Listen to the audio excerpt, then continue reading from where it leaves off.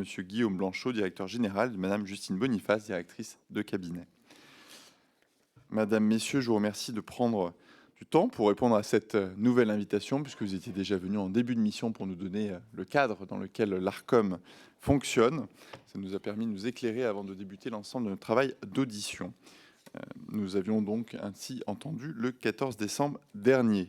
Nous entendons aujourd'hui, comme convenu, avec tout l'enseignement, toute l'évolution de nos travaux et l'ensemble des auditions que vous avez également pu suivre en ligne, puisque l'ensemble d'entre elles ont été publiques. Depuis, nous avons également assisté et tous réceptionné la décision du Conseil d'État du 12 février sur laquelle vous pourrez revenir en matière notamment de pluralisme. Vous pourrez également évoquer l'appel à candidature que l'ARCOM a lancé le 28 février pour 15 autorisations d'émettre sur la TNT.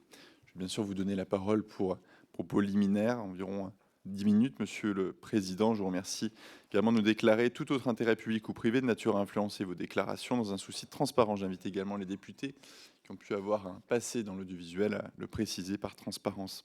Par avant, je vous rappelle que l'article 6 de l'ordonnance du 17 novembre 1958 relative au fonctionnement des assemblées parlementaires impose aux personnes auditionnées de prêter serment, de dire la vérité, toute la vérité, rien que la vérité. Je vous invite donc, Madame, Messieurs, à lever la main droite et à dire « Je le jure ». Je le jure. Je vous remercie, Monsieur le Président. Je vous donne immédiatement la parole, ce qui nous permettra d'avoir aussi votre regard sur l'ensemble de nos travaux que vous avez pu suivre et puis de nous préciser, puisque vous l'aviez déjà dit la première fois, la limite de cet exercice pour vous, c'est-à-dire quels sont les groupes qui ont déjà fait part de leur souhait d'être renouvelés et quelles sont justement les limites dans vos réponses vis-à-vis de ces renouvellements à venir et jusqu'où peut se limiter votre parole concernant ces candidatures, leur passé, leur présent, leur avenir. Je vous remercie, je vous donne immédiatement la parole. Monsieur le Président, Monsieur le rapporteur, Mesdames et Messieurs les députés, je vous remercie de m'offrir une nouvelle fois l'occasion de m'exprimer devant votre commission. Le collège et les équipes de l'ARCOM ont naturellement suivi avec beaucoup d'attention, vous l'imaginez, et d'intérêt vos travaux depuis leur lancement. Nous y avons également activement contribué avec la mobilisation des membres du collège et des collaborateurs de l'institution dans le cadre de 7 auditions, plusieurs jeux de contributions écrites et la transmission à la demande de votre rapporteur de plus de 27 000 documents. À la lumière des auditions que vous avez conduites, je voudrais profiter de ce propos liminaire pour partager avec vous 3 séries d'observations. D'abord, pour souligner la très forte dynamique de transformation dans laquelle est engagée l'autorité depuis 5 ans maintenant. Ensuite, pour mettre en évidence combien cette transformation a été mise au service d'une régulation toujours plus en prise sur les réalités du secteur et sur les attentes du public. Enfin, pour rappeler, je crois que ce n'est pas inutile, les particularités et les exigences du cadre juridique dans lequel agit l'ARCOM. Il me paraît d'abord important de souligner devant vous combien l'ARCOM d'aujourd'hui n'est plus le CSA d'hier. Cette transformation résulte de l'intervention de très nombreux textes européens et nationaux en réponse aux profondes mutations du paysage audiovisuel et numérique. Au cours des 5 années écoulées, l'Union européenne a adopté des textes de premier plan pour notre domaine d'intervention. Les directives services de médias audiovisuels et droits d'auteur, les règlements sur les services numériques, sur les marchés numériques et sur le terrorisme, sans oublier le règlement sur la liberté des médias et celui sur l'intelligence artificielle. Tous ces textes ont fait ou feront évoluer nos missions. Parallèlement, le législateur national n'a pas été en reste avec le vote d'une douzaine de lois qui ont élargi nos compétences et permis la création de l'ARCOM. Et le projet de loi visant à sécuriser et réguler l'espace numérique devrait compléter prochainement, il vient devant une commission mixte paritaire mardi prochain, devrait compléter cet ensemble en faisant de l'autorité le coordinateur pour la mise en œuvre dans notre pays du règlement européen sur les services numériques. Dans ce contexte, la gouvernance de l'institution a beaucoup évolué ces dernières années pour en conforter la collégialité et l'indépendance. Notre collège, vous le savez, a été élargi à 9 membres, tous permanents, contrairement à beaucoup d'autorités indépendantes, dont un membre du Conseil d'État et un de la Cour de cassation. Tous ces membres sont nommés par 5 autorités différentes pour un mandat de 6 ans non renouvelable. Tous sont soumis à l'un des régimes d'incompatibilité les plus sévères en matière d'autorité indépendante, non seulement dans l'exercice de leurs fonctions, mais aussi au terme de leur mandat, régime qui a été profondément renforcé depuis la loi Mézard, les obligations de déclaration d'intérêt et de patrimoine devant la haute autorité de la transparence de la vie publique et les règles déontologiques applicables au sein de l'autorité que nous avons encore actualisées au début de cette année. L'indépendance de l'institution a ainsi été confortée et je veux témoigner devant vous de l'unité, de la solidité, de l'engagement du collège que je préside.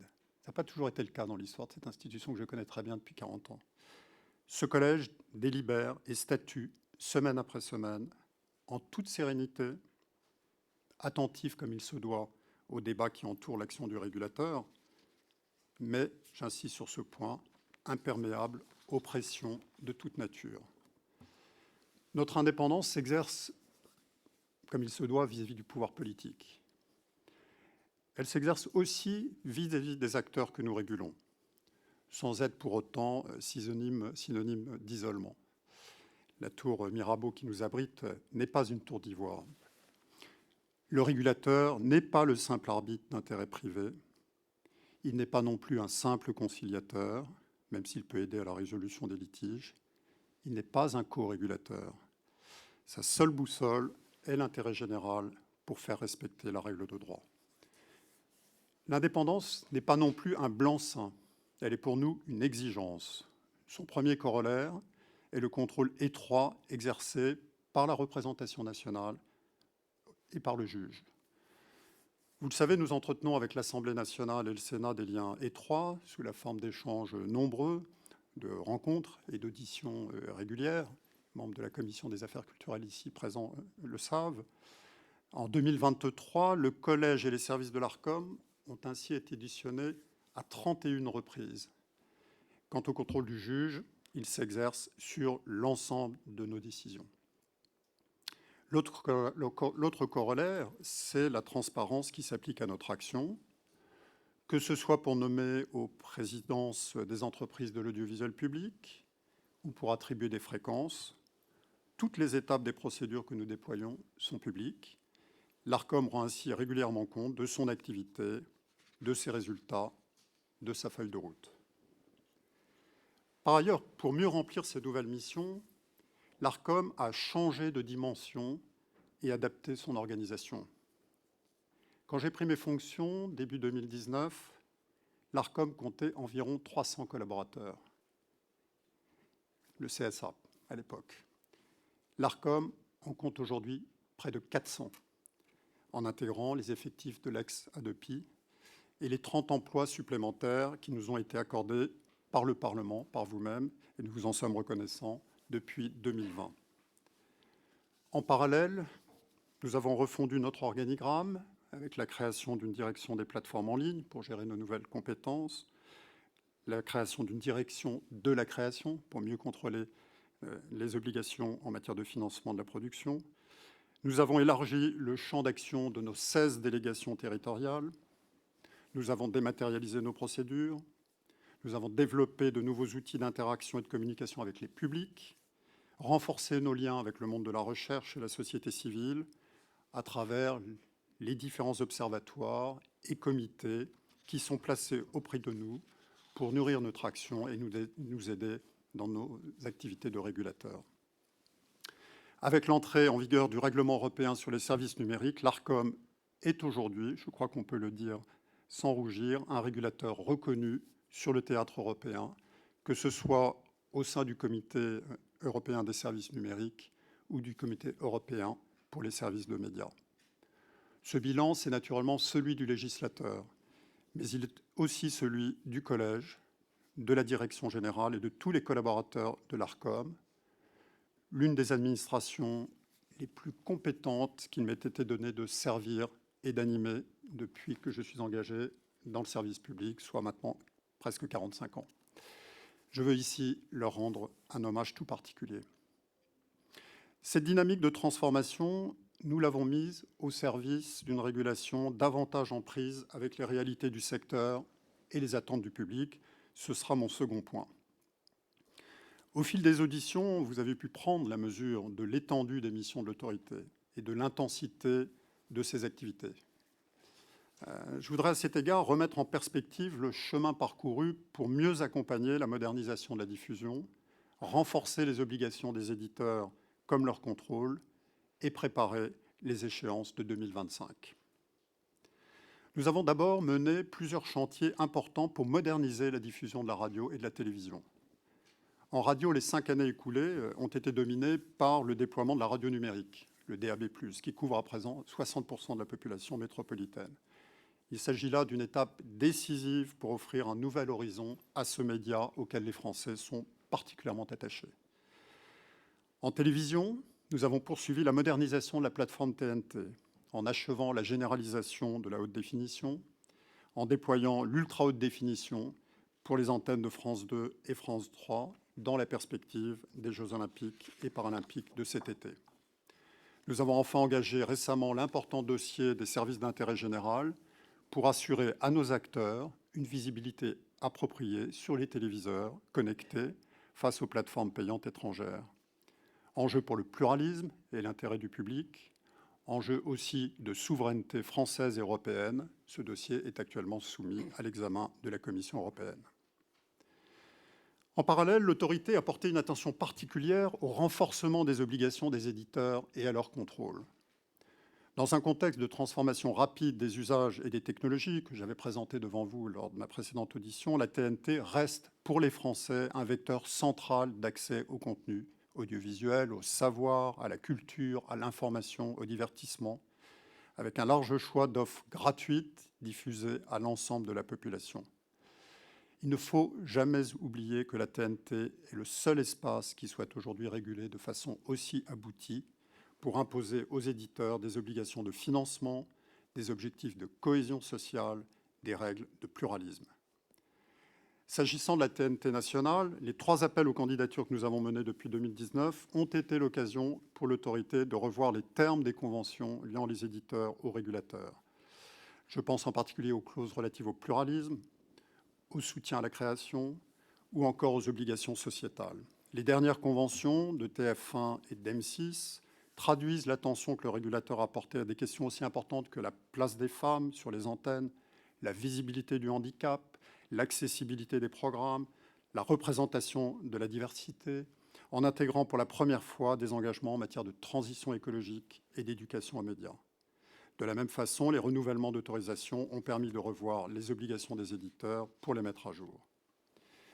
Par ailleurs, les 5 années écoulées ont été pour nous l'occasion de renforcer nos procédures de contrôle des obligations vis-à-vis du grand public, d'abord en facilitant le dépôt des signalements et en intervenant chaque fois que nécessaire et en réduisant les délais de traitement qui nous incombent.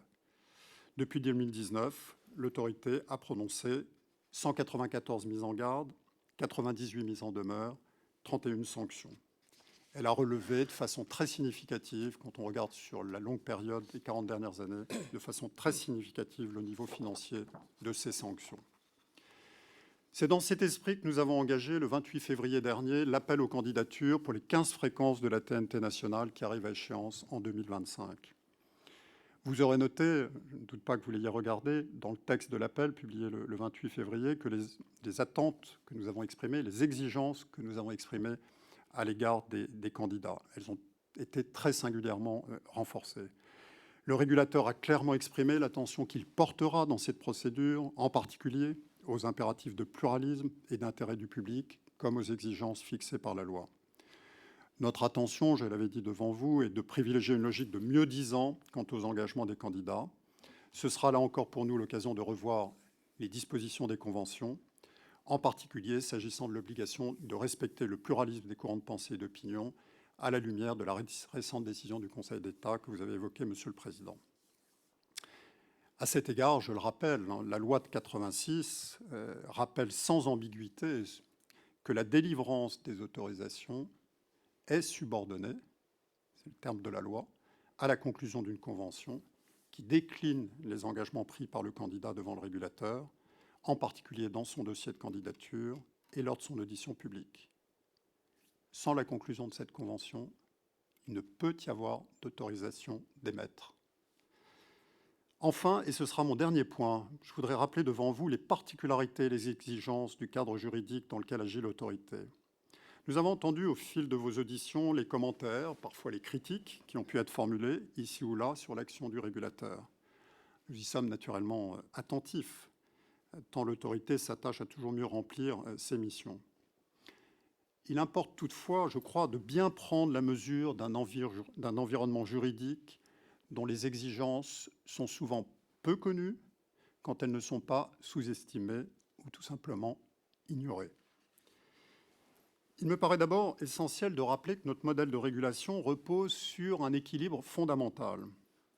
Il y a d'un côté l'affirmation d'un principe constitutionnel auquel nous sommes tous très attachés, à savoir la liberté de communication qui embrasse la liberté éditoriale des médias audiovisuels.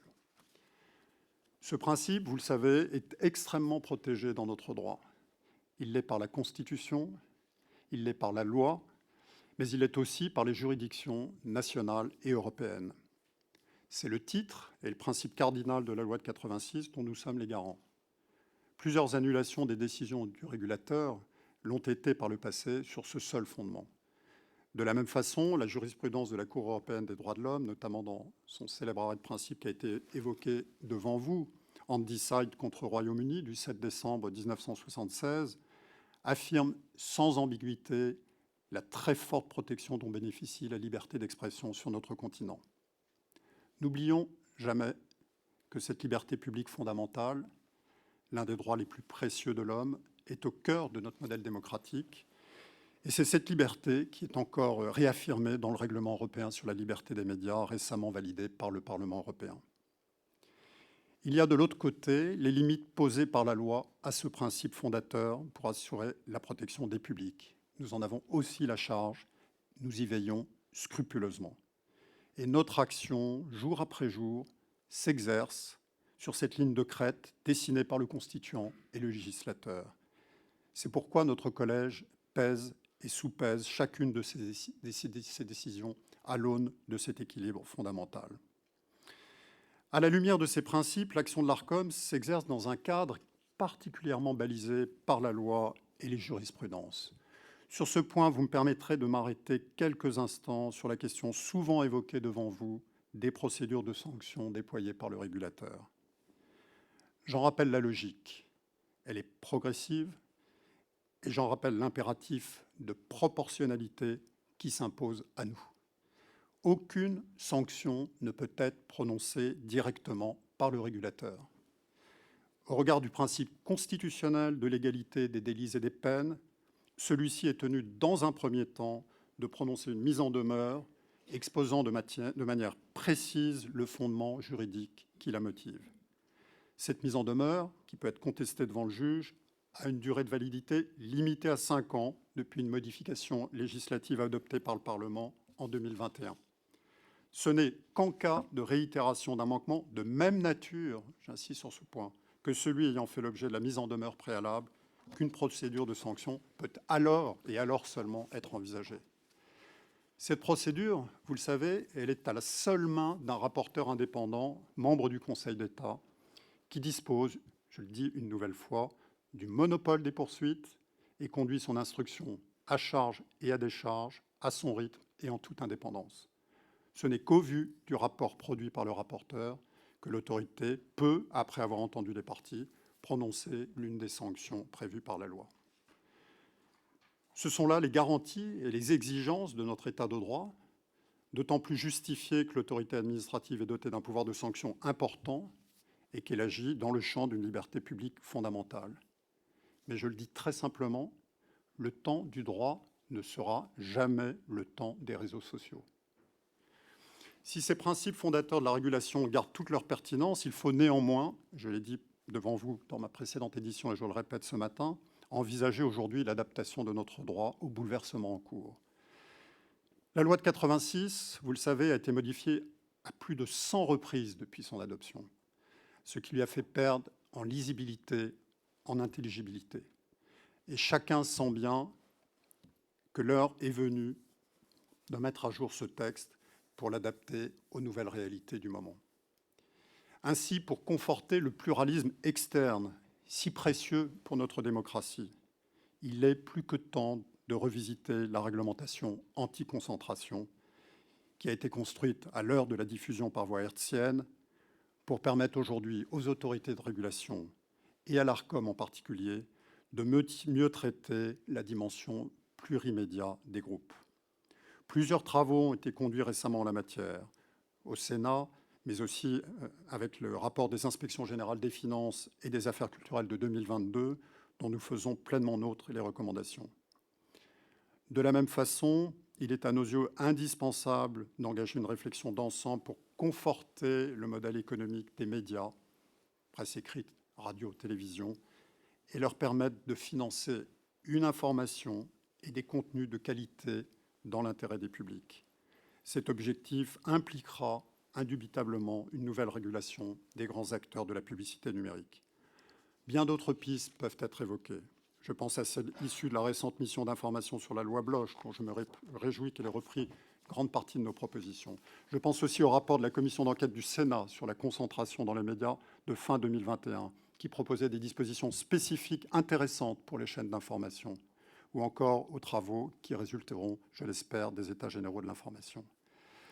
Mesdames et messieurs les députés, avec l'appui constant du Parlement, le régulateur s'est profondément transformé ces dernières années pour mieux prendre en compte les évolutions du paysage, mieux répondre aux attentes du public et s'intégrer pleinement dans le concert européen. Ce mouvement va se poursuivre dans les années qui viennent et l'autorité, je vous le dis, aura besoin de l'appui du Parlement pour adapter son cadre juridique au nouvel environnement qui se dessine sous nos yeux. Je vous remercie de votre attention et suis à votre disposition pour répondre à vos questions. Merci, Monsieur le Président. Est-ce que vous pourrez juste nous repréciser vraiment de manière très claire à quelles questions vous ne pourrez pas répondre vis-à-vis des demandes de renouvellement en cours? Et je ne sais pas si vous pouvez déjà nous demander les demandes, enfin l'état des demandes en cours. Je ne sais pas si c'est possible ou pas de nous le dire pour qu'on ait de manière très claire les limites de nos questions. Merci. Alors, je ne porterai naturellement aucun commentaire sur les chaînes qui arrivent en fin d'autorisation et qui, selon toute probabilité, seront candidates dans le cadre